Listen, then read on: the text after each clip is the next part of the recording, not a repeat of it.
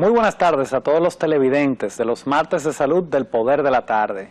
Al igual que todos los martes, tenemos una entrega muy especial en el día de hoy. Vamos a conversar sobre la salud mental de República Dominicana, tanto en periodo de pandemia como post-pandemia. También vamos a conversar de un tema muy importante, tanto para la mujer como para los hombres, porque muchas veces lo encasillamos en que solo es un tema de mujeres, y es el cáncer de mamas.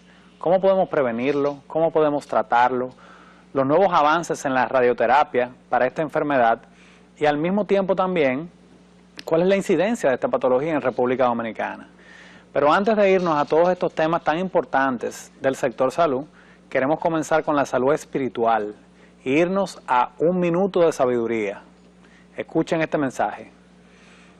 Como siempre, no nos estamos enfocando nada más en la salud física, sino en la parte también espiritual, en la parte mental, porque estar en salud no es solamente la ausencia de la enfermedad, es un estado de equilibrio y por eso queremos promover estos mensajes a través de este minuto de sabiduría. Minutos de sabiduría de Torres Pastorino. Trátalos a todos con amabilidad. Tu vecino de viaje que está a tu lado no es ni tu enemigo ni tu rival. Se trata siempre de un hermano al que tienes que acoger con simpatía. No lo estimules para que te sirva de consuelo, sino sé generoso con él en animarlo, porque sin notarlo siquiera, estarás recibiendo en respuesta las vibraciones agradecidas de su corazón. Qué hermoso mensaje. Que nos invita a ser, en primer lugar, optimistas, empezando por nosotros mismos, pero también con nuestras respectivas parejas. Pero esto se aplica también a los compañeros de trabajo, a la vida familiar, en todo el sentido de la palabra. Tenemos que ser optimistas y tenemos también que ser agradecidos. Bueno, ahora nos vamos con las principales noticias del sector salud. Y para eso nos vamos a nuestro aliado editorial de contenido en este sentido, quien es Resumen de Salud, para escuchar estas últimas noticias.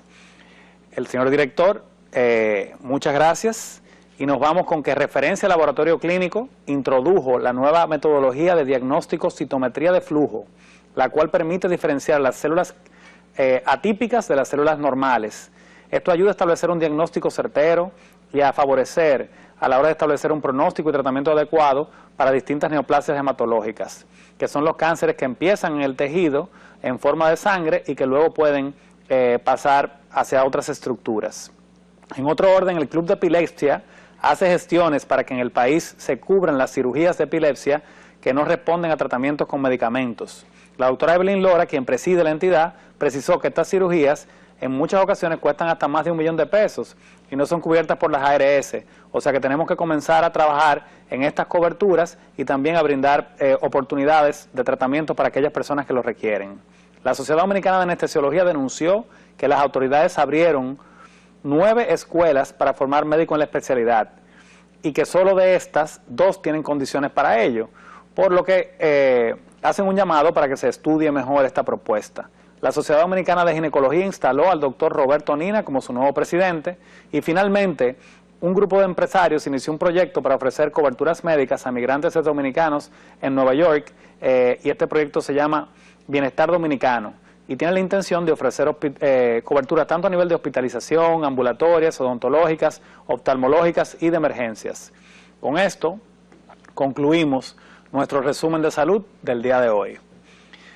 Sin embargo, en el acontecer nacional han habido muchas actividades médicas, actividades científicas que tienen un fin formativo y que son de gran importancia en la educación médica continua a nivel nacional.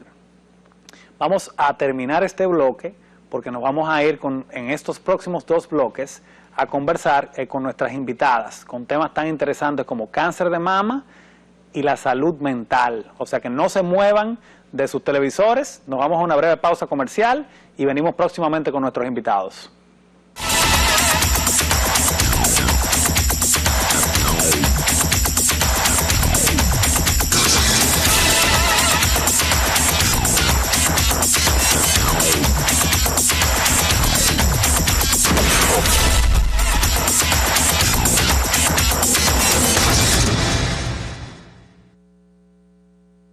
Muy buenas tardes. Continuamos con el segundo bloque del Poder de la Salud.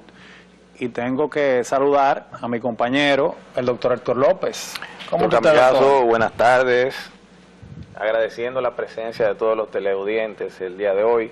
Y la verdad que nos sentimos muy felices de tener hoy un grupo de damas, dos damas espectaculares, grandes profesionales de la salud, que van a deleitarnos el día de hoy con todos los conocimientos relacionados a la parte oncológica asociada a radiología y la parte de psiquiatría, que también es un tema bastante interesante en estos tiempos donde hay tantas situaciones, hay tantos problemas, hay tantos temas relacionados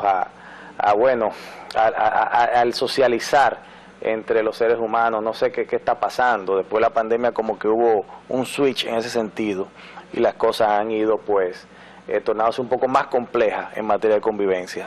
Bueno, pero no solo en cuanto a salud mental, también se hizo un énfasis muy grande en los cuidados referentes a COVID y se olvidaron prácticamente. En muchas ocasiones las enfermedades crónicas no transmisibles, pudimos observar un incremento en patologías cardiovasculares, también en incidencia de algunos tipos de cánceres, etcétera, porque había mucho menos recurrencia hacia los hospitales para fines preventivos. Entonces, tenemos que retomar eso y por eso queremos hablar de estos dos temas tan importantes. En el día de hoy tenemos por aquí, en primer lugar, a la doctora Natalie González, quien es, en primer lugar, oncóloga, radioterapeuta y mastóloga, pero también tiene másters que van desde epidemiología clínica, investigación, entre otras. La verdad que es un currículum muy versátil. Sí. O sea que un placer tenerla con nosotros, doctora. No, el placer es mío, que me hayan invitado. Doctora, queremos comenzar esta entrevista hablando sobre un tema de gran importancia, que es el cáncer de mama. Y hablar, comenzando sobre su prevención, sobre temas vinculados al autocuidado, siguiendo con lo que es el tratamiento, con lo que son las nuevas tecnologías también que tenemos a la disposición en el día de hoy.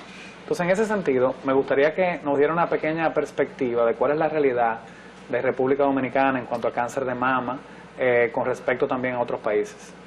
Bueno, la realidad de República Dominicana es la misma que la del resto del mundo. El cáncer de mama es el primer cáncer diagnosticado en la mujer y el segundo en ser causa de muerte en la mujer, así que siempre va a ser una enfermedad muy importante. Al igual que otros países también estamos diagnosticando más, eso tiene mucho que ver porque hay mucha mejoría en el diagnóstico, en las imágenes diagnósticas, tanto en mamografía, que ahora hay mamografía contrastada, tomosíntesis, ahora utilizamos también resonancia de mama, por ejemplo, y obviamente también por eso descubrimos cáncer en pacientes jóvenes, porque sabemos que el cáncer es una enfermedad de personas envejecientes, pero ahora hay más cáncer de mama en mujeres más jóvenes y por lo general en mujeres más jóvenes tiende a ser un poco más agresivo. Doctora, vemos en pantalla ese lacito rosado. Cuéntenos un poquito, ¿cómo surge eso? ¿Cuál es su significado, etcétera? Bueno, para la lucha contra el cáncer siempre se usa un ribbon o un lacito y cada color va a representar a un tipo diferente de cáncer y el rosa pues obviamente es para el cáncer de mama. Por lo general el mes que lo más utilizamos es en octubre, que es el mes del cáncer de mama, donde más énfasis se le da, pero no significa que el resto del año no podamos hablar de ello, y ese es el significado que tiene el lacito rosado. Doctora, con relación a las modalidades relacionadas al tratamiento a nivel de la región, por ejemplo, yo como traumatólogo sé que el país ocupa una posición bastante importante en las muertes por accidentes de tránsito. Claro. Con relación a la sobrevida en estos pacientes, ¿en qué lugar estamos a nivel de Latinoamérica, República Dominicana? Mira, el cáncer de mama todo depende de cómo se diagnostique. Si lo hacemos en un estadio temprano, el 90-95% de esas mujeres van a estar vivas a los 5 o 10 años, que es donde medimos sobrevida en oncología. Si se descubre ya en una etapa localmente avanzada, pues la cosa viene siendo diferente. Así que esa estadística es un poquito difícil en nuestro país. ¿Por qué? Porque hay mucha gente que ya ha hecho mucha conciencia y se hace los exámenes de detección temprana en el momento, pero sigue habiendo mucha gente, por ejemplo, en los pueblos, en pueblos retirados, señoras muy mayores, que no van hasta que no tienen ya un bulto grande o que se palpan algo grande en la mama. O sea que ahí pueden haber muchas variaciones. Ahí no tenemos un control donde yo te diga, pero sí hemos mejorado bastante en tener un diagnóstico oportuno en la mayoría de las pacientes. O sea, se ha logrado en los últimos años hacer conciencia, definitivamente. Para los televidentes y las televidentas, ¿verdad? De una manera práctica, ¿cómo se debe de realizar un autoexamen de mama? ¿En qué momento se debe de hacer, por ejemplo, una primera mamografía o una sonomamografía? ¿Qué recomendaciones preventivas usted le puede dar a la audiencia? Sí. Bueno, lo primero, que no hay prevención en cáncer de mama. Lo que hay es detección temprana, porque el cáncer no podemos prevenirlo. Si me va a dar a mí, me va a dar. O sea, 1 de cada 3 personas va a tener cáncer durante su vida y bueno, somos 3 nosotros ahora. O sea, que a uno de nosotros 3 nos va a tocar en algún momento, no sabemos. Entonces... Yo sospecho de que es a mí en este grupo. No, por Dios.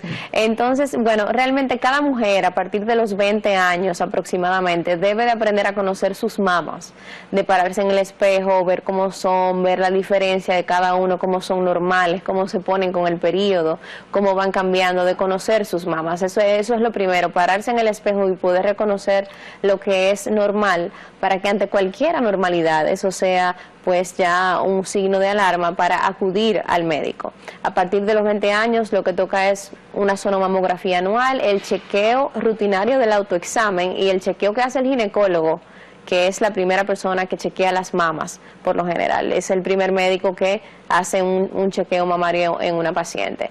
El autoexamen se puede hacer de muchas formas, subiendo un brazo, uno se va palpando la mama en la forma de las manecillas del reloj, pero eso también tiene su curva de aprendizaje, por así decirlo. Además que hay muchos tumores que no son palpables, ni a la persona ni al médico tampoco. O sea, hay muchísimas.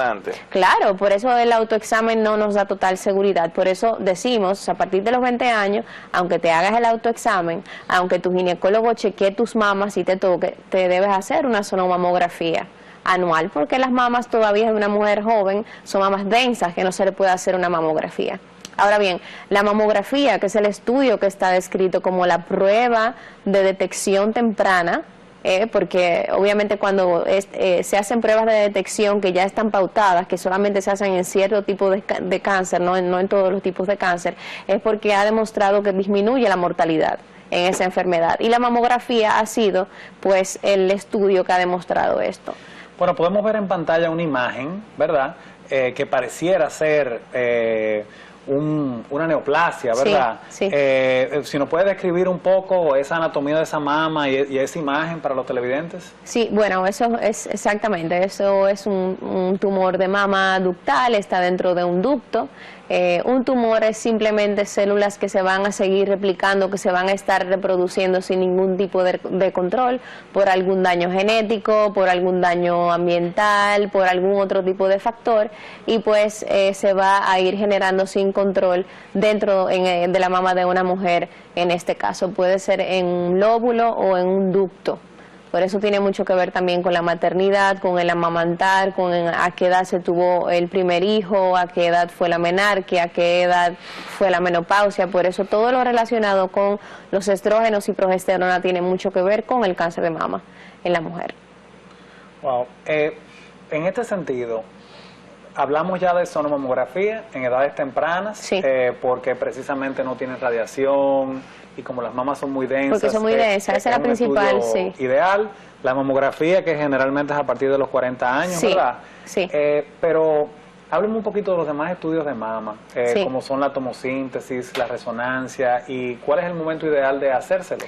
Bueno, cuando hacemos la mamografía o la sonomamografía, que en conjunto se llama perfil mamario, vamos a suponer en una paciente ya de 40 a 41 años, si vemos algo, pero no hay una seguridad de que pueda ser algo maligno, no tiene características imagenológicas que nos den en total una certeza de que pueda hacer algo, entonces indicamos otras cosas como resonancia o como tomosíntesis o mamografía contrastada, para ver si realmente capta ese tumor contraste.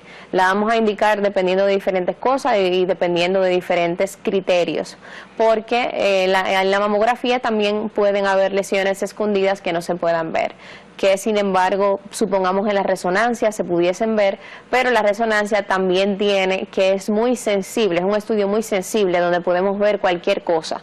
Entonces, vamos a ir ayudándonos de un estudio u otro dependiendo de lo que estemos buscando y lo que necesitemos. Si en una mujer joven vemos algo en una sonomamografía que no logramos determinar si es un nódulo, parece sospechoso, tiene algún tipo de irregularidad o no, entonces a esa paciente se le manda una mamografía, una resonancia de mamas para ver realmente si eso hay que biopsiarlo, para saber y darle una categoría más detallada a lo que estamos viendo ante una imagen. De acuerdo.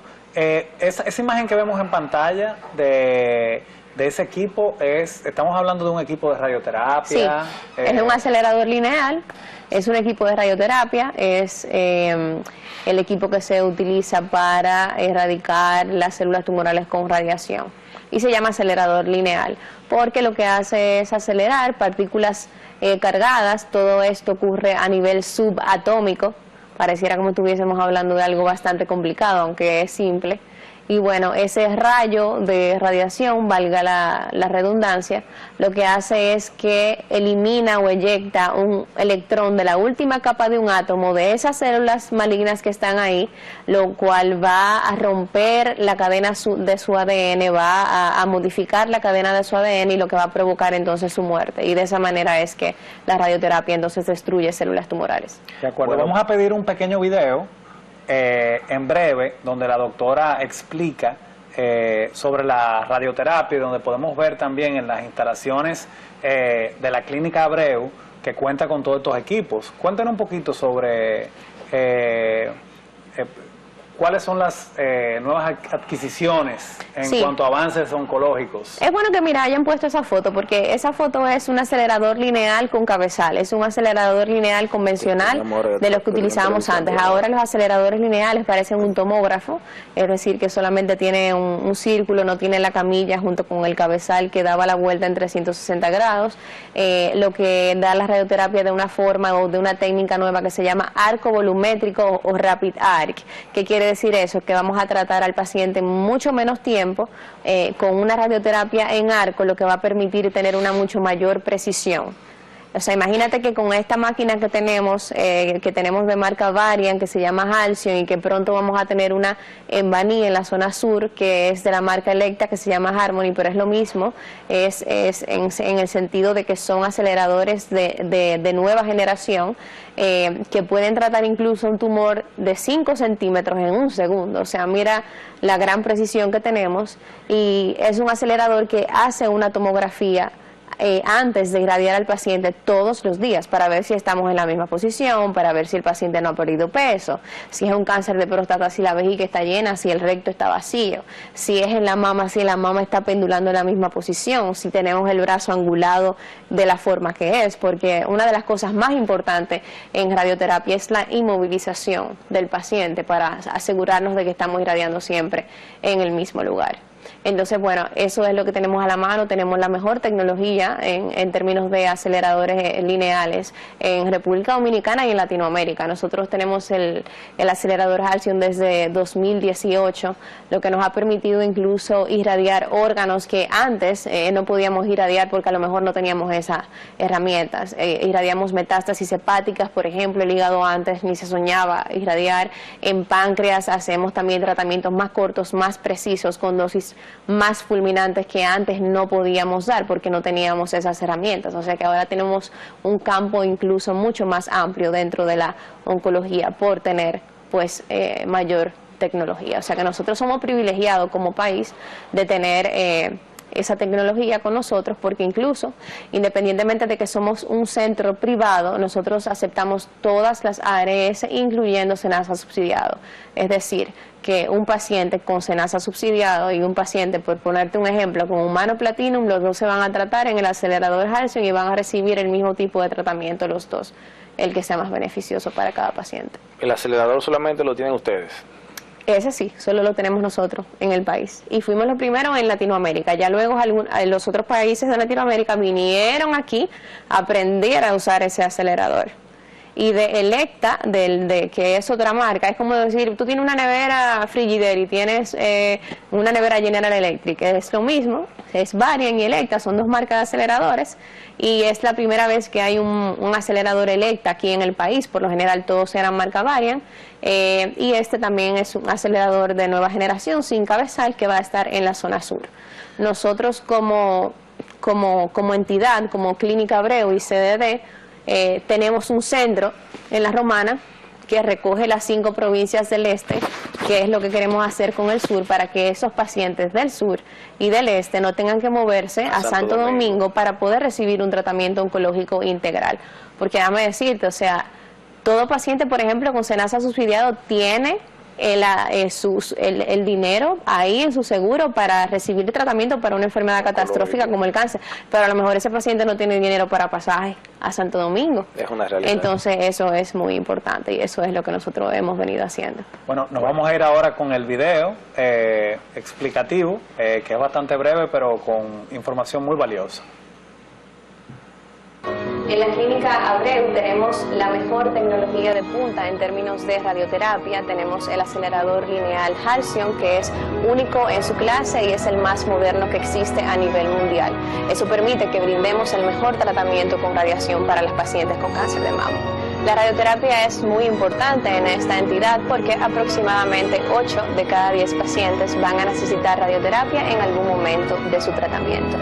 La radioterapia no es más que un rayo, un haz de radiación que elimina en su totalidad las células tumorales, tratando de cuidar al máximo los órganos que están cerca, en este caso en la mama serían el pulmón, el corazón, y de que no reciban dosis de radiación porque son órganos que son sanos, tratando de que la pared costal, si es que han retirado toda la mama, o el lecho tumoral, si es que tenemos una mama con una cirugía conservadora, reciban toda la dosis de radiación necesaria para poder eliminar cualquier célula tumoral que haya podido quedar ahí.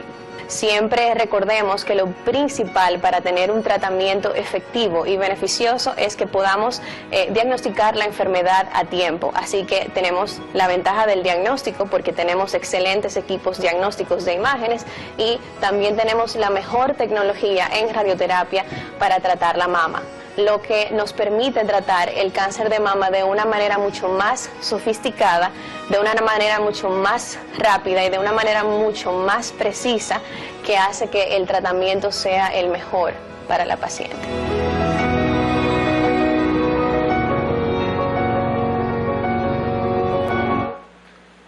Bueno, la verdad que quedó muy claro el mensaje.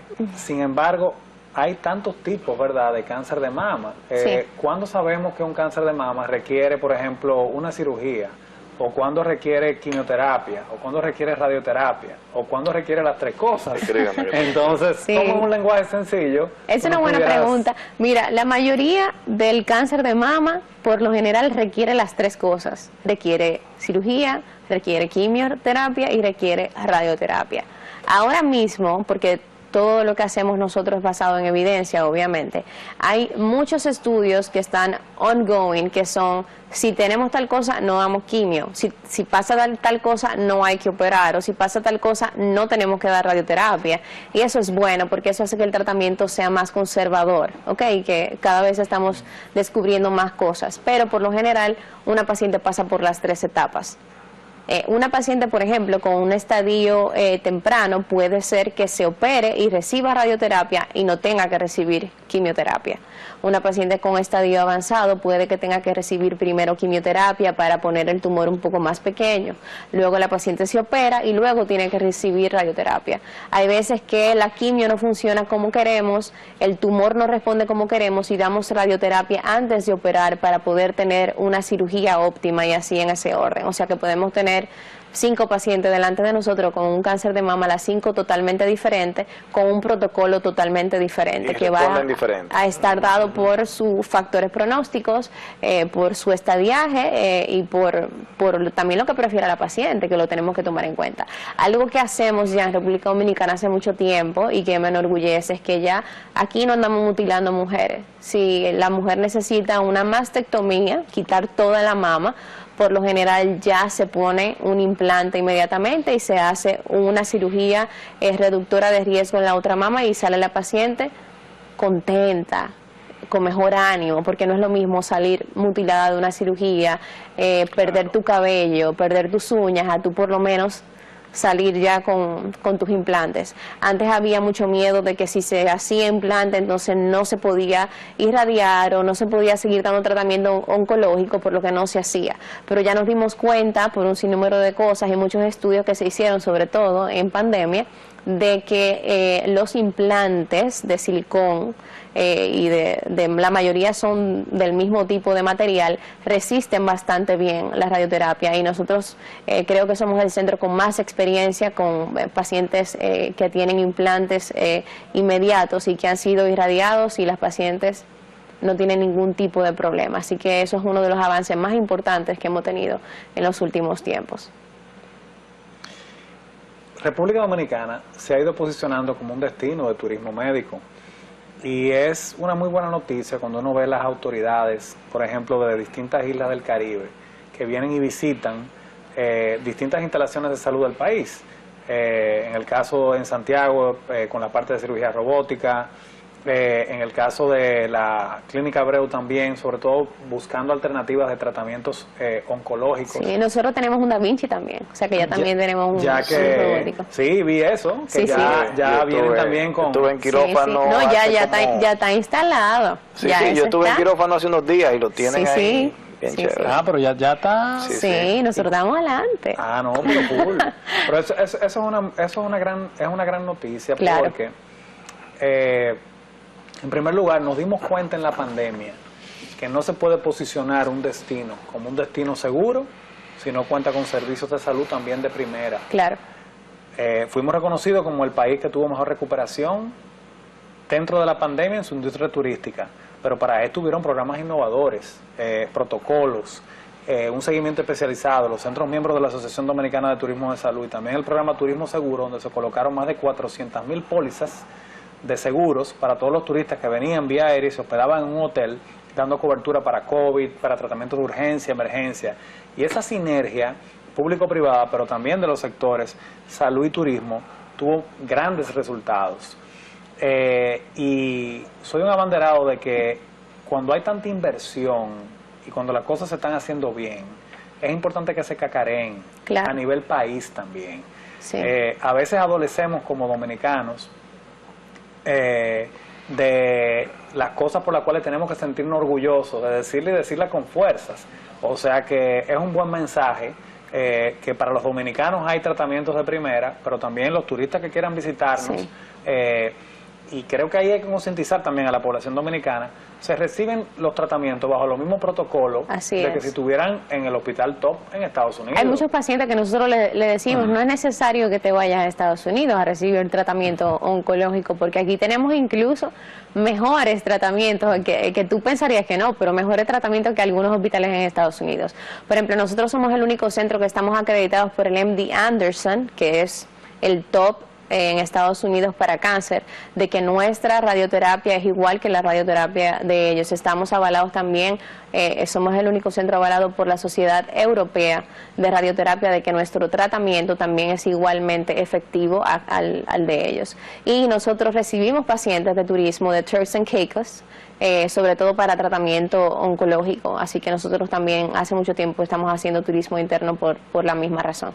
Nosotros siempre relajamos mucho allá de que somos una marca país, porque nosotros dijimos, bueno, pusimos aquí uno en la Romana y estamos poniendo uno en el sur para que los pacientes no se tengan que mover. Estamos pensando en la gente humilde, en la gente de campo, que ya va a dejar eso de que yo no voy al médico porque yo no voy para Santo Domingo. o yo no voy al médico porque no tengo pasado, o sea, ya no va a haber excusa para una cosa o la otra, o para los tumores más importantes, que en este caso son mama y próstata, en el hombre y en la mujer. O sea que... Y otras tecnologías, como el caso, por ejemplo, del PET scan. Nosotros tenemos un PET scan. Etcétera. Me gustaría que orientes a la población en qué casos se usan, porque sí, hay gente a veces que va a un chequeo preventivo y dice, yo me quiero hacer una tomografía del cuerpo entero a ver cómo estoy, sí, sin saber las radiaciones de que eso implicaría, que eso no es así. O una resonancia del cuerpo entero. O una resonancia del cuerpo entero. Entonces, me gustaría que expliques en qué casos se usa, qué es el PET scan. El PET scan es un estudio que combina la tomografía con un estudio metabólico que va a utilizar diferentes tipos de radiofármacos para buscar lo que estamos buscando, para decir así.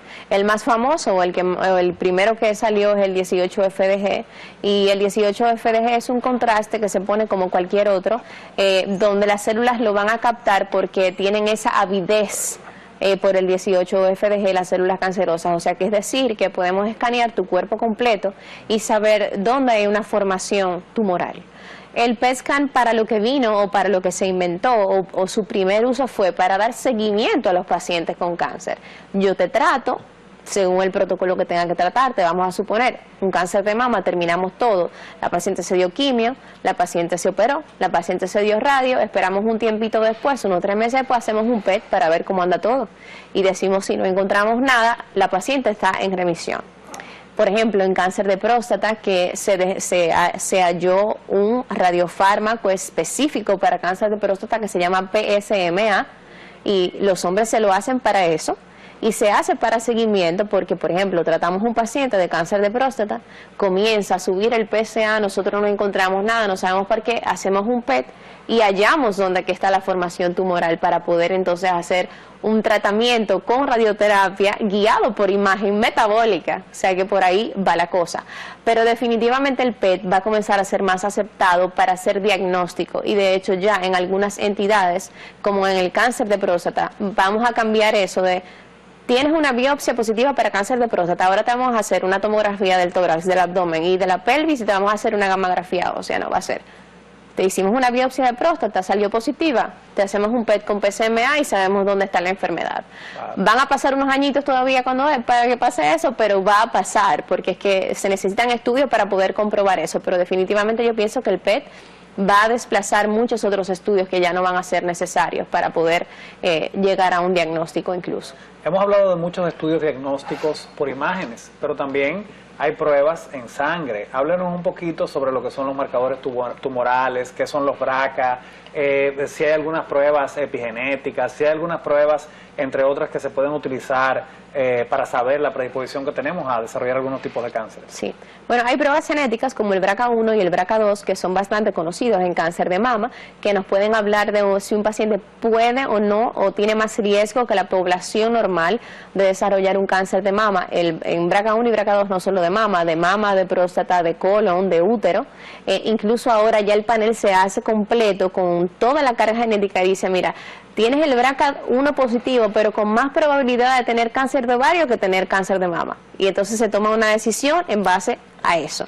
También existen pruebas genéticas, por ejemplo, se diagnostica a una mujer con cáncer de mama y se le hace una prueba, por ejemplo, el Oncotype, que tiene 21 genes, el MamaPrint, que tiene 70 genes, y eso va a determinar si la paciente necesita o no quimioterapia. Entonces hay pruebas genéticas, pruebas ahora miles que podemos hacer para tratar de menos a una paciente, o para saber entonces cómo vamos a hacer las pruebas diagnósticas o la detección en una paciente que sabemos que tiene un BRCA1 o 2 positivo, porque que tú lo tengas positivo tampoco significa que tú vas a desarrollar cáncer, sino que tú tienes más probabilidad que la población normal de entonces tener cáncer. ¿Por qué? Porque la gente dice, hay gente que no fuma y le da cáncer, y hay gente que fuma y no le da cáncer, porque el fumar es un promotor. Entonces vamos a decir que, vamos a suponer, yo tengo el BRCA1 positivo, y yo fumo también. Entonces yo promuevo a que ese gen que yo tengo dañado comience a dañar células en mí porque estoy fumando, y entonces así promuevo que haya una carcinogénesis y se forme un cáncer. Entonces por ahí es que va la cosa con eso. Todos nosotros tenemos un número en la tómbola. El cáncer es una cosa más esporádica que hereditaria o genética. Eso es un 5 a un 10%. Por eso dije de inicio que de 3 que estamos aquí, a uno le va a tocar durante su vida. Doctora, es interesante, yo creo que usted habla con mucha pasión de su profesión, y la verdad que es muy admirable. Y eso me intriga, y quisiera que nos hablara un poquito, bueno, de su profesión, su preparación, su trayectoria desde el punto de vista de formación. Bueno, la radioterapia, tú sabes que la oncología radioterápica es la especialidad desconocida, nosotros le llamamos, porque pocos médicos saben que hay una persona que se encarga de la planificación de radioterapia. Yo estoy segurita que cuando ustedes estaban en la universidad, ustedes pensaban, eso es un técnico que lo da. Le dicen ahí, es un técnico que lo da. Yo pensaba lo mismo, porque también esa fue la educación que recibí. Sin embargo, la oncología radioterápica tiene tanto espacio dentro de la oncología. Tiene tanta cabida y es una entidad tan especial, es clínica pero también es quirúrgica, porque podemos actuar como un bisturí, podemos hacer tanto daño como una cirugía, o sea, es un asunto bastante variable, estamos ahí en el medio. Y definitivamente somos importantísimos en la erradicación de cáncer. Supongamos, por ejemplo, el cáncer de próstata es el cáncer más común en el hombre, o se opera o se va a radioterapia. Nosotros somos uno de los tratamientos principales, y ya operar se deja ya en un estadio temprano, que se puede hacer, por ejemplo, una robótica. Un hombre dice, bueno, yo prefiero la radioterapia antes que quedar con incontinencia o antes que quedar con disfunción eréctil. Si me están oyendo los urólogos van a acabar conmigo, pero esa es la verdad.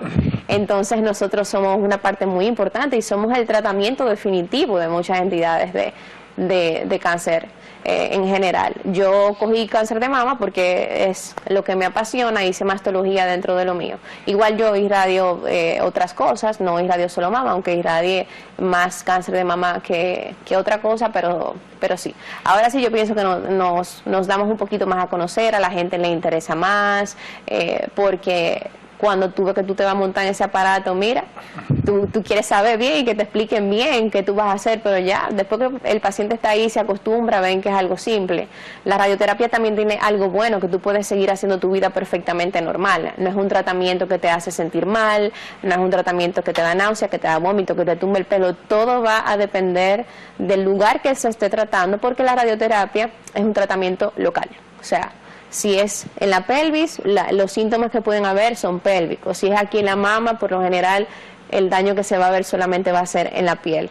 O sea que también es un tratamiento que es bastante inocuo, por así decirlo, en el término de que podemos cuidar bastante bien los órganos sanos que están alrededor de los tumores que queremos tratar.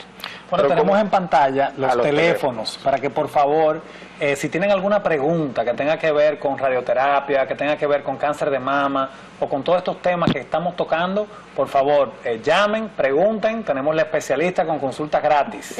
Consulta gratis, aprovechen a la doctora, que ya pueden ver el nivel de preparación que tiene y de conocimiento y expertise con relación al tema, así que aprovechen los televidentes pues esta oportunidad de consulta gratis con la doctora, que son bien caras las de ella, así que aprovechen por favor. Doctora, como usted dijo, o sea, que es una realidad. En el trayecto de la preparación del médico no se conoce tanto como la terapia oncológica desde el punto de vista radiológico. ¿Dónde se le metió a usted a estudiar eso? Explíqueme. Bueno, mira, la especialidad está empezando apenas en Clínica Abreu. Y yo fui a una cita médica de mi hermano, me invitaron abajo, yo conocí el centro. Ya yo había cogido el examen para oftalmología, yo entraba a oftalmología como en algunos 5 meses. Y yo dije, bueno, pero yo voy a aplicar aquí también. Apliqué, entré y me quedé en oncología. O sea que yo iba, oye, lo que yo iba a ser oftalmóloga. Oftalmóloga. Y ahora terminé en oncología, yo no lo cambio por nada, o sea, no me imagino ni remotamente haciendo otra cosa. Pero fue de esa manera, fue algo fortuito, porque yo no conocía que eso existía. Y imagínate, cuando a mí me comenzaron a dar clases, que yo he entendido que esta cuestión es a nivel subatómico, yo dije, espérate, ¿cómo así? Que un electrón le da un electrón, entonces eso alborota el ADN. Bueno, tenemos una primera llamada. Una primera consulta por acá. Muy buenas tardes. Su pregunta, por favor, está en el aire. Gracias. Buenas tardes. Por favor, yo quiero que me expliquen sobre, me están dando unos dolores en la espalda, o sea, en el lado derecho y después en el lado izquierdo. Y ahora siento el dolor cerca de los senos.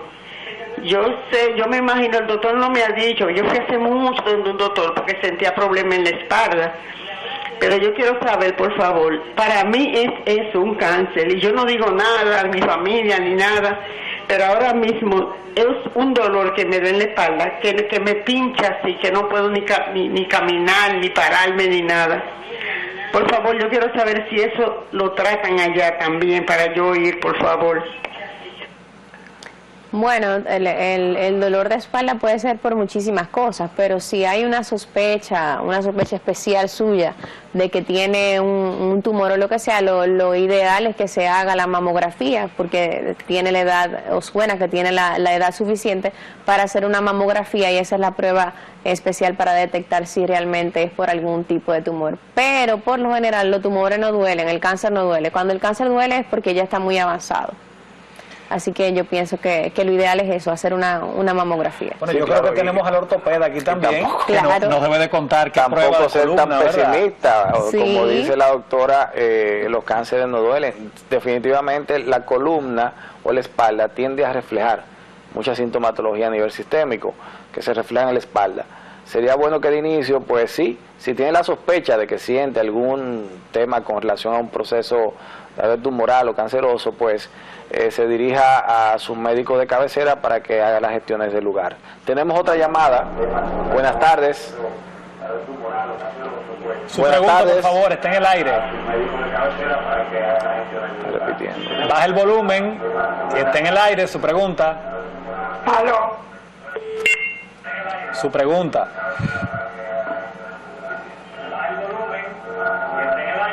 que está como atrasado. Sí. Buenas tardes. Yo quiero felicitarla porque tan jovencita, se nota que es muy versada en la materia. Baja el televisor. Gracias. Baja el televisor y haga su pregunta. Y escúchenos por el teléfono. Además, yo quiero preguntarle, si mal no he entendido, ¿quiere decir que una persona sana puede hacer una prueba que detecte si va a tener cáncer o no? Gracias. No existe una prueba general de que se pueda hacer una persona de que tenga cáncer o no tenga cáncer. Hay distintos tipos de cáncer, como el de mama, como el de cervix, en nosotras las mujeres, que tienen una prueba de detección temprana. Por ejemplo, en el cáncer de cervix es el Papá Nicolau, en el cáncer de mama la mamografía o la sonomamografía en mujeres que son más jóvenes. Eso es lo que tenemos que hacer.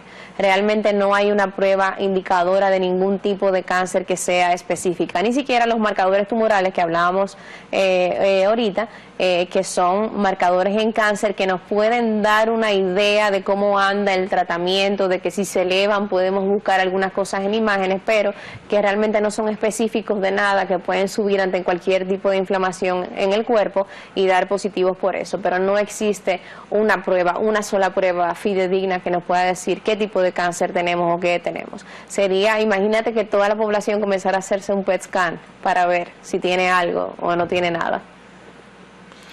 De acuerdo, doctora. Si un paciente quiere verse con usted, generalmente solo los casos llegan referidos ya cuando hay un cáncer para una radioterapia, ¿O usted también brinda consultas? ¿Cuál es el proceso? La mayoría de las veces nosotros ya vemos al paciente diagnosticado, porque por lo general la radioterapia viene siendo lo segundo o lo tercero en el tratamiento de cualquier paciente. Pero de igual manera recibimos pacientes de primera vez, pacientes que se le da orientación oncológica sin ningún problema, se le da la orientación oncológica incluso sin costo. Y yo he tenido muchísimas pacientes, por ejemplo, que me llegan por Instagram, me dicen yo me siento un nódulo en la mama, yo como mastóloga la chequeo, pero obviamente sé que la parte de radioterapia por lo general en cáncer de mama es la última parte, y entonces yo la dirijo donde la cirujana, donde una oncóloga médica, o sea que esa primera orientación siempre se da. Tenemos otra llamada. Buenas tardes. Ajá. Buenas tardes. Buenas tardes, buenas tardes. ¿Su pregunta? Ajá, dígame. A mí me detectaron cáncer de mama. Primero era una clasificación, al año 6 meses fui a hacerme otra mamografía y salió maligno. Era de 2 puntos y algo. Y me extirparon el seno. Luego me dijeron que no había que darme ni quimio ni radio, me mandaron con una pastilla por 5 años y me ponen una inyección cada 6 meses. A ver si eso está correcto.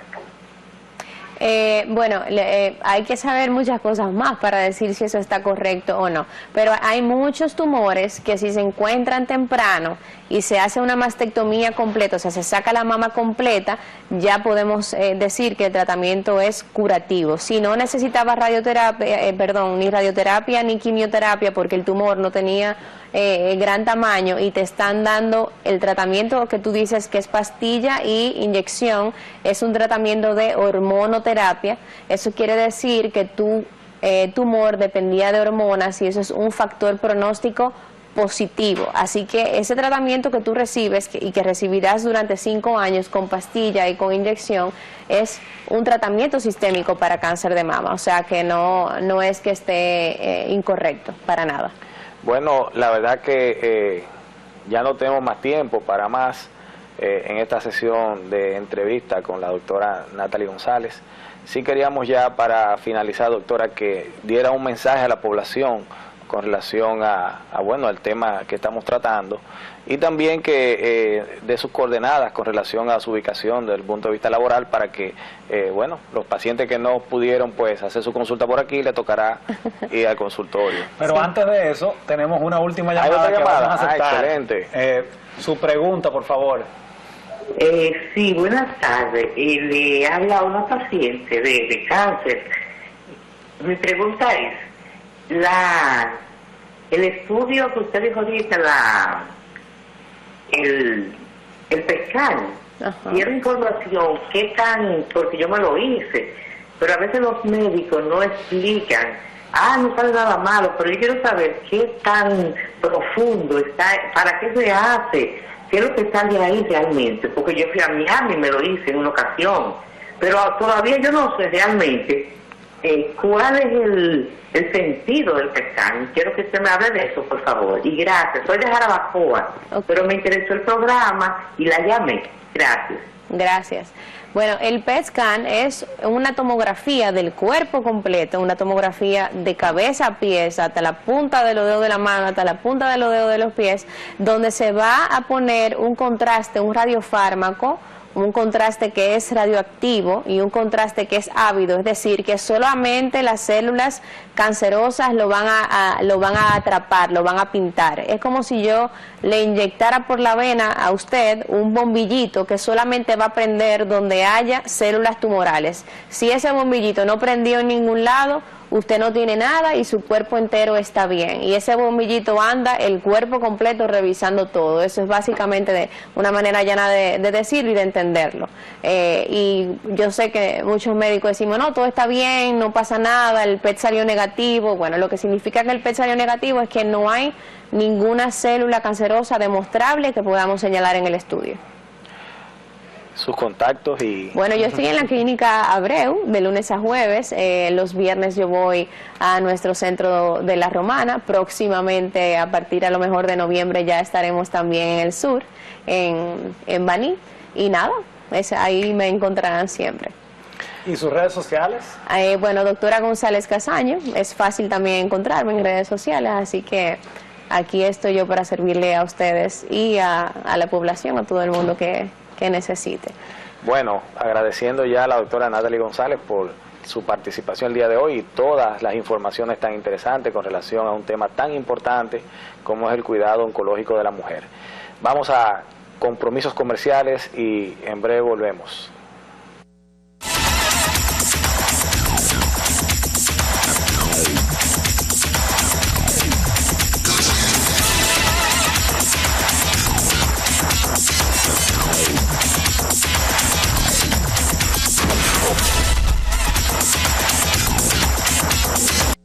Muy buenas tardes, volvemos con su programa, El Poder de la Salud. Ya concluimos una interesantísima entrevista conversando sobre la prevención, el tratamiento y las nuevas tecnologías para manejar el cáncer de mama. Y ahora nos vamos con una problemática global de la cual República Dominicana no se escapa, y es la salud mental. Es un problema muy importante, no solamente por la pandemia, sino porque a veces cuando vemos situaciones de salud mental no sabemos a dónde dirigir a esos pacientes, o cuando lo dirigimos a una clínica, a veces esa clínica no tiene servicio de hospitalización para pacientes psiquiátricos o para pacientes con crisis vinculadas a la salud mental. Entonces por eso quisimos traer hoy a una especialista, quien es psiquiatra y quien es la jefa de la unidad de salud mental del Hospital Moscoso Puello, y es la doctora Anja Alcántara. Un placer, doctora, tenerla por aquí. Bienvenida, doctora. Gracias por la invitación. Doctora, queremos comenzar que nos dé un breve panorama. ¿Cuál es la situación de la salud mental actual de República Dominicana? Claro que sí. Bueno, como se sabe, luego de a partir de la pandemia, justo en el momento en que inicia la pandemia, vimos un aumento masivo, se podría decir, de lo que fueron las condiciones de salud mental, sobre todo lo que fue ansiedad y depresión. Estamos hablando de que solamente en el primer año de la pandemia, nosotros solamente en la unidad del departamento de Moscoso Puello atendimos aproximadamente 8.000 casos de trastornos de salud mental en general. Doctora, 8.000 eso es un número. Casos. Sí, es así, de hecho estuvo mucho en la palestra. ¿Y a qué se debió eso?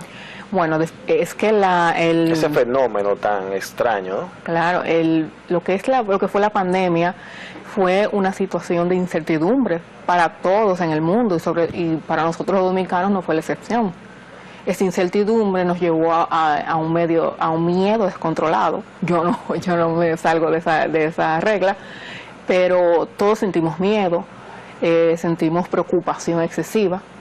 Y de hecho eso conllevó a que muchas personas, ya sea por falta de mecanismos de defensa, por no saber manejar la situación, sabemos que muchas personas tuvieron pérdidas se puede decir pérdidas materiales, de personas en general, y esto los llevó a lamentablemente manifestar ciertas condiciones de salud mental que incluso muchas personas jamás pensaron que iban a sufrir esas condiciones, pero fue bastante el aumento y quiero que se sepa también que esto se ha mantenido. Se hizo una meseta y se ha mantenido, o sea, el aumento de las condiciones psiquiátricas se ha mantenido aún después de la pandemia. El impacto de la pandemia entonces no solamente fue en daños materiales, ni en lamentándolo mucho fallecimientos de personas, también hay un tema de salud mental que también es un problema social importante, un problema poblacional importante. Y mi pregunta va a eso, doctora. Esa población que ahora mismo, en su momento en la pandemia y ahora también, ¿hubo respuesta? O sea, o esos hospitales estaban tan ocupados en la pandemia que no pudieron dar respuesta a esos pacientes. Bueno, sí dimos respuesta, sí la dimos, me consta. De hecho, como ya les dije, ascendió a más de 8.000 casos solamente en el primer año. Nunca paramos, incluso a pesar de que cedimos lo que fue el área de internamiento para que se usara como unidad de COVID en ese entonces, si muchos recuerdan. A pesar de eso, nosotros nos mantuvimos ingresando a los pacientes como podíamos para precisamente no abandonar a la población en un momento de tanta necesidad a nivel emocional y a nivel de lo que era la salud mental en general. Pero me llama mucho la atención y también ha sido un tema de mucho debate, el tema de que han cerrado la mayoría de los hospitales psiquiátricos a nivel nacional.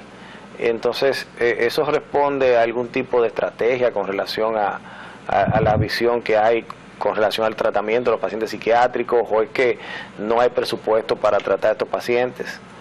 Bueno, con respecto al cierre del hospital psiquiátrico, que es el antiguo Padre Villini, se cerró con el fin de terminar con lo que es el modelo manicomial.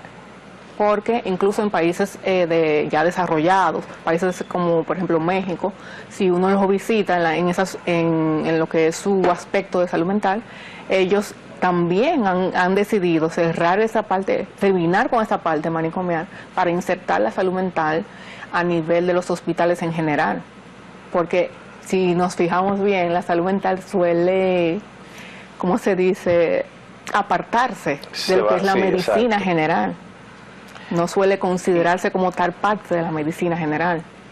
Tú sabes que, no sé si tú te acuerdas, en el Cabral Ibáez había un área de psiquiatría, y ahí los pacientes psiquiátricos ya eran, como quien dice, esa era su casa, porque duraban tanto tiempo en el hospital que también, o sea, y no se veía tanto progreso en relación al tratamiento, que ellos duraban meses y meses ahí, y de hecho los familiares, a manera de quitarse esa responsabilidad, lo dejaban en el hospital, y entonces ya ahí en el hospital ya era como que su casa.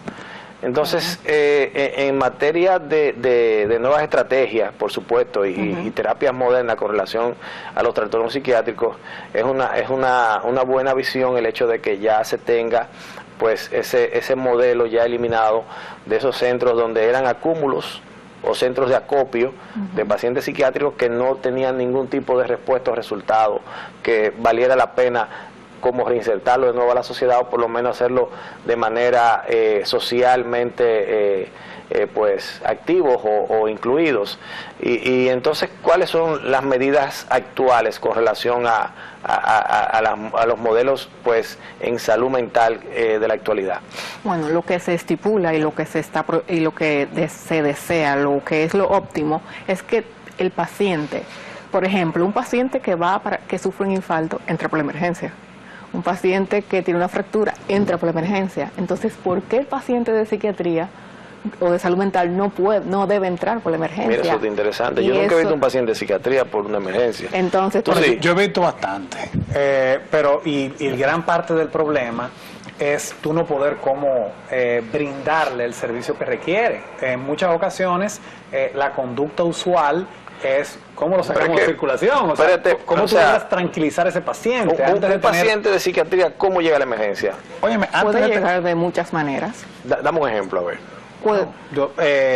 Por ejemplo, ya la psiquiatra hablará con muchísima experiencia, pero yo he visto, lo que te han llegado a ti, por ejemplo. Crisis histérica, he visto en múltiples ocasiones, y producto a veces de riñas entre parejas. También pacientes simplemente que han estado en accidentes producto de sus trastornos psiquiátricos, de delirios, o que han brincado de un segundo a un tercer piso porque entienden de que tienen poderes, etcétera. Entonces hemos recibido todo ese tipo de pacientes, y luego, por ejemplo, se requiere una estructura física para poderlos manejar, pero también personal de enfermería con un tratamiento específico. No se hospitalizan en clínicas prácticamente de este país los pacientes psiquiátricos, y en muchas ocasiones tampoco tienen cobertura por el sector asegurador. Entonces, ante esa realidad, porque es una realidad y una problemática, ¿qué propuestas ha hecho la Sociedad Dominicana de Psiquiatría o a nivel público-privado se pueden trabajar para nosotros poder abordar esta situación de una manera integral? Es que desde el cierre precisamente de este hospital del psiquiátrico, siempre se ha podido trabajar a nivel público este tipo de pacientes. Lo que pasa es que generalmente, como les decía, se tiende a creer como que el paciente de salud mental o psiquiatría aterriza mágicamente en el hospital, como que no tiene una entrada como tal, y sí la tiene. Nosotros particularmente en Moscoso Puello atendemos diario muchos pacientes en crisis que pueden llegar agitados, como usted dijo. Por emergencia, puede llevar el 911, que no sea que se tiró de un segundo piso, sino que llega por un tema de una... Sí, hemos tenido también que... que no sea por eso, sí, propiamente psiquiátrico, porque por ejemplo, yo puedo recibir un paciente con un trastorno psiquiátrico exactamente, que se autoflagele, ¿sí? Bueno, pero la causa que lo llevó a la emergencia fue el autoflagelamiento, o el tirarse de un segundo o tercer piso. Pero como una emergencia psiquiátrica, sí, ¿cuáles serían esas emergencias? Generalmente lo que más vemos, ahora estamos viendo mucho lo que son las intoxicaciones por sustancia. O sea, intentos suicidas. Intentos suicidas vemos diario. Vemos entre 3 y 4 intentos suicidas diarios. ¿Y cuál es ese perfil? ¿El perfil? Sí. Generalmente depende. Depresivo, y también depende. Se ha puesto tan interesante que también la voy a interrumpir y le voy a tirar otra pregunta para que también la responda. Y a nivel privado, ¿cuáles son las alternativas? Porque nada más me están diciendo que si hay un paciente con un problema psiquiátrico puede ir a un hospital público. El Estado se está haciendo cargo de esta situación, pero a nivel privado no hay ninguna respuesta. Sí, a nivel privado sí las hay, pero van a ser más costosas, obviamente.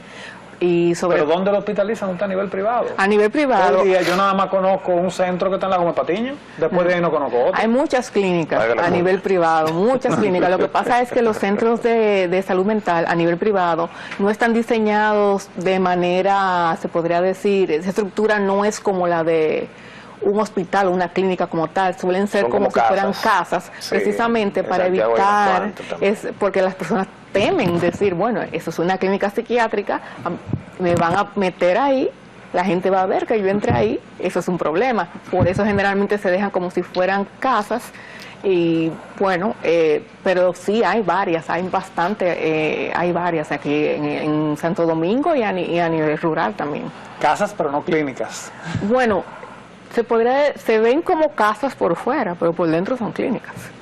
Son clínicas. Doctora, y entonces estamos hablando de que tenemos un problema real en salud mental, porque veo como que no hay, para que haya, digamos que una estructura en materia de respuesta a cualquier tipo de situación en materia de salud, tiene que haber financiamiento, alguien que pague, ¿no?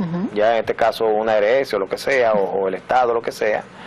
Tiene que haber estructura, por supuesto, que ofrezca el servicio. Y en ese ecosistema, entre el paciente, por ejemplo, tenemos un programa aquí muy interesante de alto costo, donde hay bastante cobertura, y la verdad que ha aumentado muchísimo los servicios en materia de alto costo a los pacientes que lo ameritan, y han duplicado la cantidad o triplicado la cantidad de pacientes. Y es en miras de buscar algún tipo de soporte desde el punto de vista financiero a esos pacientes que ameritan medicamentos que son no convencionales y que cuestan un montón de dinero. Con los pacientes psiquiátricos, ¿hay algún tipo de ecuación parecida? Sí. O sea, ¿los medicamentos psiquiátricos entran en alto costo?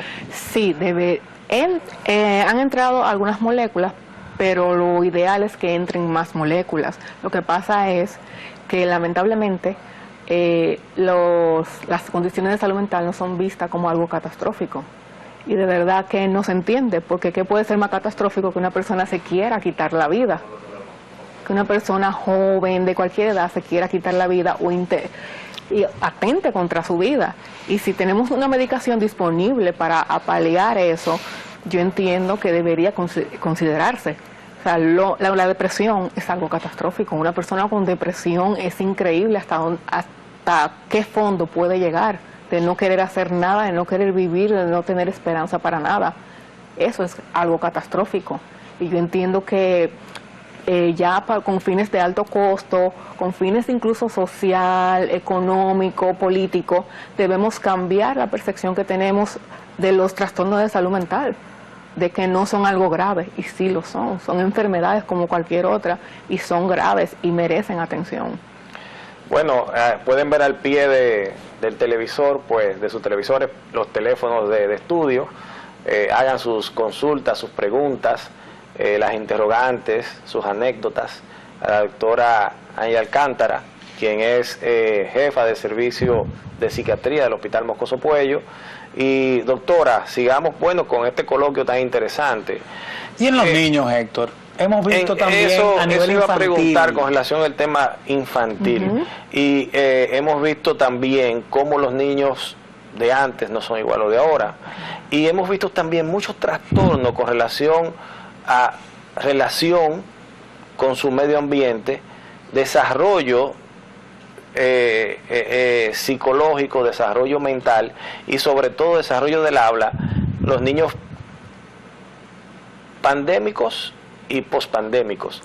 ¿Qué está pasando ahí? Bueno, con respecto a lo que usted dice, sobre todo pospandémico, luego de la pandemia y durante la pandemia, el suicidio pasó a ser la segunda causa de muerte entre pacientes de 15 a 21 años. El suicidio. La segunda causa de muerte. Wow.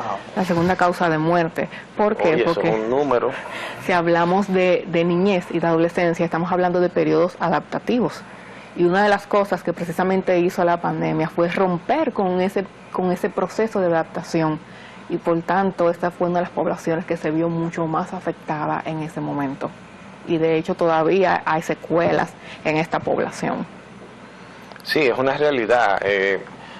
Yo veo eso mismo, o sea, cada rato, la parte que es increíble como la parte motora va muy de la mano de la parte también psicológica, y esa relación que hay con la motricidad y sus habilidades para desarrollar algún tipo de desarrollo cognitivo está muy de la mano, porque el tema de los inicios de coordinación de patrones de marcha como gateo, el mismo equilibrio, lleva un proceso cognitivo y de desarrollo que va y veo muchos niños que ahora tienen retraso motor por el hecho de no haber tenido un desarrollo, digamos que psicológico adecuado por el tema pandemia. O sea que la pandemia increíblemente todavía no sabemos los impactos que ha producido y todo lo que falta por producir. Tenemos una llamada en línea. Buenas tardes. Sí, buenas tardes. Sí, le escuchamos. Sí, le habla el doctor Andújar. Yo soy psicólogo, vivo en Puerto Rico y tengo un comentario. Muy bien, bienvenido a su comentario. Bienvenido a su comentario. Le escuchamos. ¿Perdón? Le escuchamos, claro que sí, Sí, doctor. estoy escuchando sobre el modelo que ustedes están. Ok, muy buenas tardes. Sí, baja el televisor. Baja el le televisor escuchamos. y escúchenos por el teléfono. Ahora sí, bajé el televisor. Sí, es que estoy viendo el programa. Yo soy el doctor Andújar, soy psicólogo y vivo en Puerto Rico. Y me llama la atención, ¿verdad?, el modelo que ustedes están presentando en cuanto a los servicios de salud mental. Le voy a hablar, ¿verdad?, de la experiencia que tenemos en Puerto Rico. Nosotros tenemos un sistema que, como muy bien dice la doctora, hemos cambiado, ¿verdad?, de tener un hospital psiquiátrico tipo, ¿verdad?, manicomio, a ofrecer unos servicios en el área privada como también del gobierno con otro tipo de perspectiva. Nosotros tenemos servicios ambulatorios, ¿no?, que la persona recibe el servicio de orientación, otro tipo de servicio de trabajo social, de desarrollo de destrezas, intervención psicológica, psiquiátrica, por aproximadamente 8 horas al día, ¿no? Y la persona pernocta en su casa. Pero también tenemos la especialización total, ¿verdad? Y ahí, pues, dependiendo de la condición o del diagnóstico o de la severidad, es la cantidad de tiempo que la persona está. Pero me llama la atención, ¿verdad?, es que muchas veces piensan que el paciente que tiene alguna condición de salud mental es el que claramente llega a una sala con intentos suicida y demás. Hay condiciones que se requiere una hospitalización parcial, como por ejemplo una persona con depresión, una persona, ¿verdad?, con un trastorno de ansiedad, que en cierto grado, ¿verdad?, afectan su diario vivir, pero son personas que no necesariamente uno ve esa sintomatología, pero sí, ¿verdad?, la terapia individual, o lo que se llama servicio outpatient, ¿verdad?, que no está hospitalizado, no es suficiente, ¿verdad?, de que la persona vaya una vez a la semana donde un psicólogo o psiquiatra. Y por eso se eleva a un nivel de cuidado, ¿verdad?, que sea ambulatorio, ¿verdad?, para poder trabajar con esa condición. Pero, ¿verdad?, en Puerto Rico nuestra población que recibe estos servicios no necesariamente, ¿verdad?, tienen estos síntomas. Son personas que muchas veces son personas que usted lo ve, trabajan, atienden a su familia, pero tienen unos pensamientos, ¿verdad?, de preocupación que muy bien uno lo ve en la calle y uno, ¿verdad?, no necesariamente lo puede identificar como un paciente psiquiátrico, sino es un paciente que hay que darle una destreza de vida, una destreza necesaria para que se pueda minimizar, ¿verdad?, esos síntomas. Y a nivel, ¿verdad?, en Estados Unidos y Europa no se ve ya la persona recibir servicios de salud mental como algo estigmatizante, ¿no? Sino es que como el diabético va al endocrinólogo a trabajar fuera con sus asuntos de azúcar, y el paciente que tiene alguna condición de salud mental va a su psiquiatra, ¿verdad?, a su psicólogo, dependiendo del nivel de cuidado. Pero es importante quitar, ¿verdad?, ese estigma que se ha tenido lamentablemente durante tantos años al paciente, ¿verdad?, que tiene alguna condición de salud mental. Tenemos que verlo como cualquier otro tipo de paciente que, según las estadísticas, prácticamente más del 50% de la población va a tener alguna sintomatología en el área de ¿verdad?, de condiciones relacionadas a salud mental. Y como si una persona se fractura, ¿verdad?, una pierna, va a su cirujano ortopeda, pues asimismo una persona que tiene está entrando por una experiencia, ¿verdad?, que no se siente emocionalmente de la forma plena, pues recibe ese servicio, que puede ser, ¿verdad?, ambulatorio, una vez a la semana, una vez al mes, y, ¿verdad?, dependiendo si quiere un mantenimiento nuevo, igualmente. Para finalizar, algo que quiero comentarles son los medicamentos.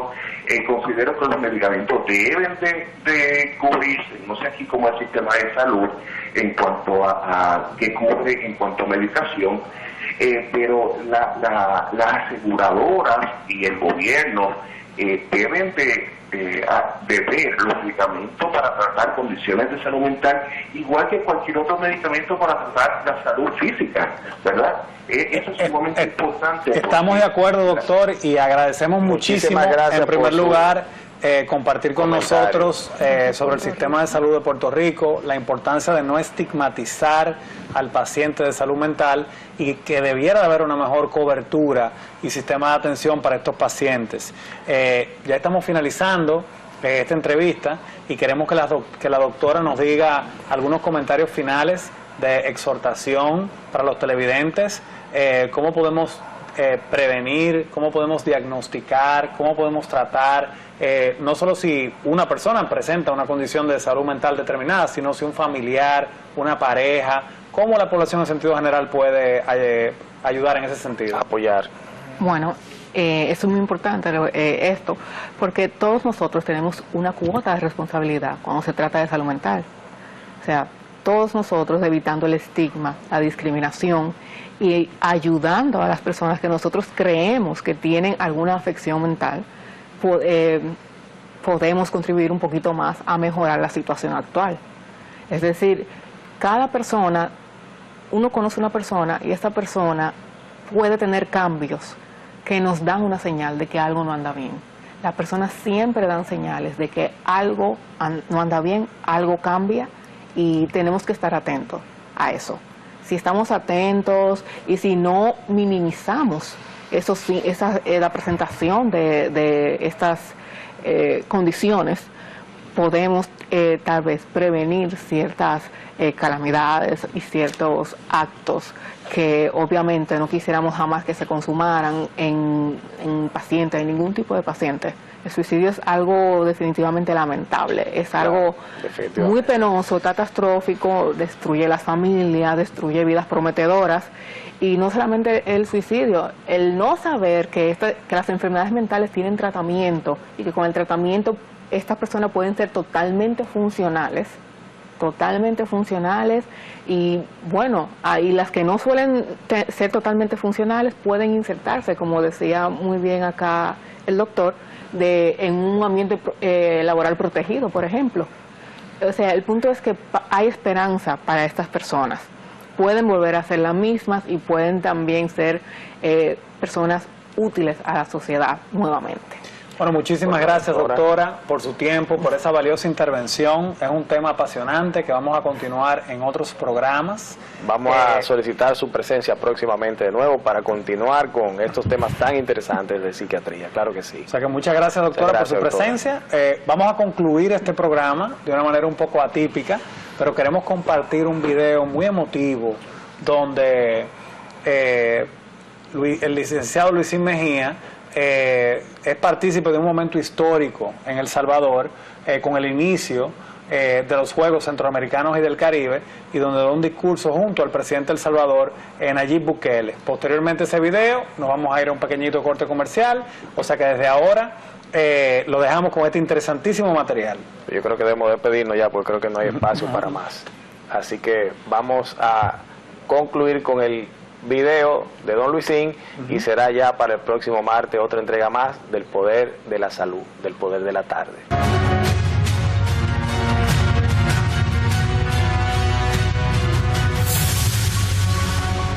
Damas y caballeros, por favor, demos la bienvenida al presidente de Centro Caribe Sports, Luis Mejía, y al presidente del comité organizador de los 24 Juegos Centroamericanos y del Caribe San Salvador 2023, Yamil Bukele.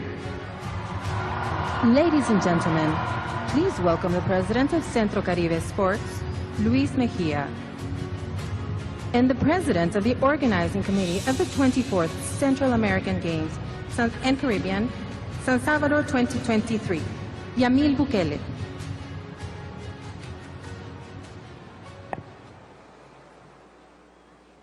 Buenas noches. Buenas noches. Señor presidente de la República del Salvador, Nayib Bukele, señora Gabriela de Bukele, primera dama de la República, y demás funcionarios. Señor Neven Illich, presidente de Pan Am Sport. Señor Yamil Bukele, presidente del comité organizador San Salvador. Señor Camilo Pérez, presidente de Odesur. Señor Baltasar Medina, presidente de Odebo. Señor José Monegro, presidente del comité Subsede y Juegos Santo Domingo 2026. Señor Steve Stout, presidente honorario de Centro Caribe Sport. Señor Kit Joseph, presidente de CANOT, la Organización Deportiva del Caribe. Ministros del Deporte de América aquí presente. Miembros del COI, Comité Olímpico Internacional. Presidentes de organizaciones deportivas. Acudo ante este mágico escenario, templo emblemático del deporte, con un discurso de gracias. Gracias al Todopoderoso por permitir la oportunidad de encontrarnos aquí en la tierra de San Oscar Anulfo Romero.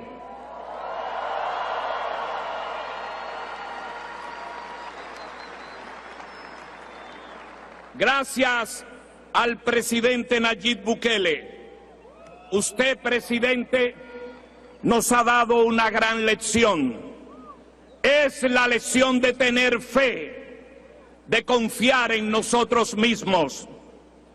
Desde el primer contacto que tuvimos, expresó con firmeza que estos Juegos serían la oportunidad para presentar a este país como el Salvador que es hoy. Un país seguro, un país de gente trabajadora que asumió el reto de organizar los Juegos Centroamericanos y del Caribe con una impresionante travesía. Hemos recorrido 1 año y medio y aquí está el resultado, un esfuerzo gigantesco, y frente a la incredulidad de algunos, incluidos ingenieros y técnicos, que me decían: Luis Mejía, el tiempo no dará para concluir las obras. Hago saber que el otorgamiento de una sede se hace con 8 años de anticipación, pero consecuencia, como ha dicho ya el señor presidente, de la emergencia mundial del COVID, nos quedamos sin sede. Llegó El Salvador con el reto de hacerlo en 1 año y medio y nos dijo: nosotros podemos. Y aquí estamos, dándole la bienvenida a todo Centroamérica y del Caribe, porque El Salvador apostó a la esperanza, apostó a la apertura, apostó a la unión de nuestros pueblos y apostó al trabajo de su gente. Gracias de corazón, presidente. Me demostró una vez más que usted es un hombre de palabra. A ustedes, gracias, pueblo salvadoreño, tierra de gente trabajadora, personas afables, gente de la eterna sonrisa. La tierra de Jorge el Mágico González, donde estamos. Gracias por abrirnos sus puertas. Ustedes salvaron nuestros Juegos. Esto es una proeza que deja una referencia histórica, porque es la primera y única vez que concederemos una sede para Juegos en tan poco tiempo. Extensiva las gracias a la República Dominicana y a su presidente Luis Abinader, pues con su directa intervención logró que Santo Domingo sea la subsede de 7 deportes en estos Juegos y sea la próxima sede del centenario de esta organización. Allá están laborando y están los atletas observándonos y comienzan a competir desde mañana. Gracias a ese comité organizador que preside el señor Monegro, ministro de Deporte Francisco Camacho, el COD, y ellos serán en el 2026 la sede del centenario de nuestros Juegos. Doy también las gracias a un joven de un corazón de acero que enfrentó todas las vicisitudes. Es el presidente del comité organizador, Yamil Bukele, que lideró con férreo control el comité organizador de estos Juegos, y con él a todo su equipo del COSAN encabezado por Dinora Acevedo y al voluntariado salvadoreño por trabajar con tanta pasión y entrega. Gracias a la prensa nacional e internacional por su encomiable apoyo de siempre. Y ahora me dirijo a los atletas, nuestra razón de ser. Precisamente un día como hoy, un 23 de junio, el varón Pierre de Coubertin dejó establecido el movimiento olímpico internacional, cuya filosofía se basa en el juego limpio. Les pido, atletas, jugar el juego limpio. Disfruten sus juegos. Estamos de regreso. Disfruten El Salvador y la República Dominicana. Centro Caribe Sport,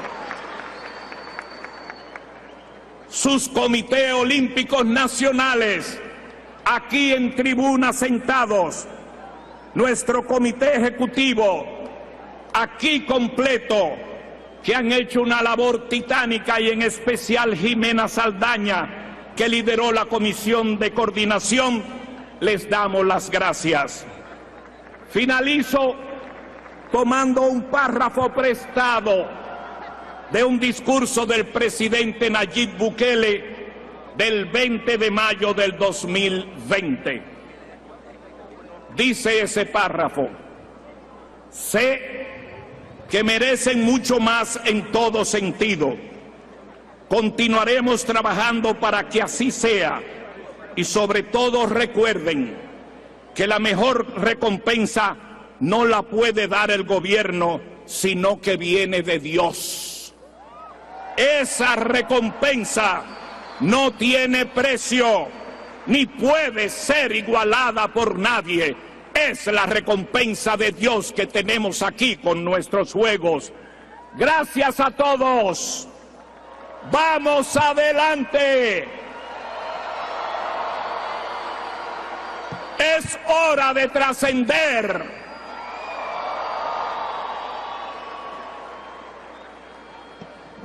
¡Vivan los Juegos Centroamericanos y del Caribe! ¡Viva esta hermosa nación en El Salvador! ¡La tierra de la eterna sonrisa! ¡Ey! Muchas gracias por salvar nuestros Juegos. Buenas noches.